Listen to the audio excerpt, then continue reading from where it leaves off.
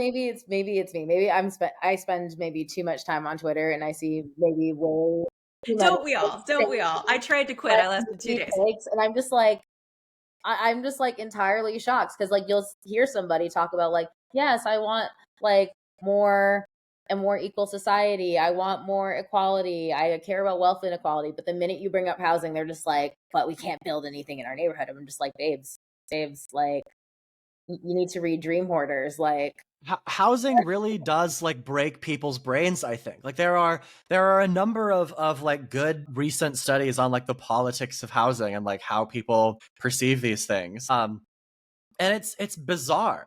It's bizarre how people seem to be able to hold so many like explicitly contradictory positions at the same time. Like there are people in these surveys who will simultaneously tell you that building apartments decreases property values but increases housing costs. These two things are mutually exclusive. Like it can either decrease costs or increase costs. It cannot do both of them. And the literature I think very, very clearly suggests that building more housing makes housing less expensive. Like if there is more housing to go around, then it costs less. It's like a I mean, housing would be one of the few goods defying basic laws of supply and demand if that weren't the case. and this is what people think. There's an interesting paper by Chris Elmendorf, Clayton Null, and Stan. I cannot pronounce Stan's last name. I'm so sorry, Stan.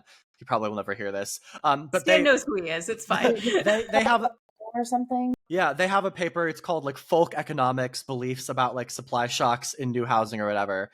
And in this paper, they find that broadly speaking, if you present people with like a scenario, right, where they're like, the supply of this thing has changed dramatically, either up or down.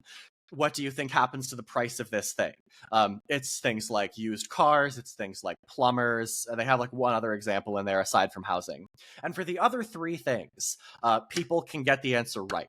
They're like, oh, a supply shock that increases the supply of this thing, that makes the thing less expensive. A supply shock that decreases the supply of this thing, that makes the thing more expensive.